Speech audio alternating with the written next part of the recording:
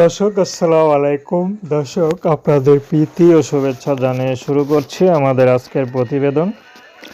তো দর্শক, আজকে আমরা এক অসহায় মেয়ের গল্প তুলে ধরব, যার নাম হচ্ছে নদী। নদীর বাবা মা কেউ নেই, থাকে তার দাদির কাছে। দাদি কোলে পিঠে মানুষ করেছে। তো নদীর কোনো ভাই বোন নেই। তো নদী ইউটিউবে এসেছে মূলত বিয়ে শাদির জন্য, কারণ দাদির কাছে যৌতুক ছাড়া কেউ বিয়ে করে না।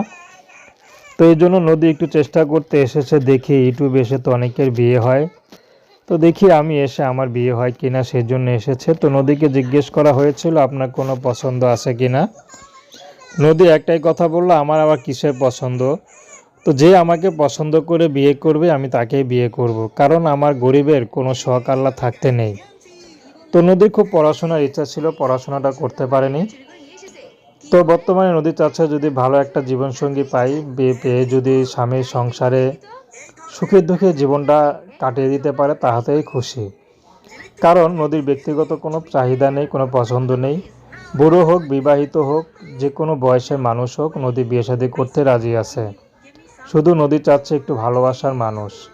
নদী কখনো প্রেম ভালোবাসা করেনি, প্রেম ভালোবাসা করলে করতে পারতো, অনেক অফার পেয়েছে, কিন্তু নদী সেটা করেনি। তো দর্শক, প্রেম ভালোবাসার সাহায্য সহযোগিতা বিয়ে শাদী করা একান্ত আপনাদের ব্যক্তিগত ব্যাপার। আসসালামু আলাইকুম।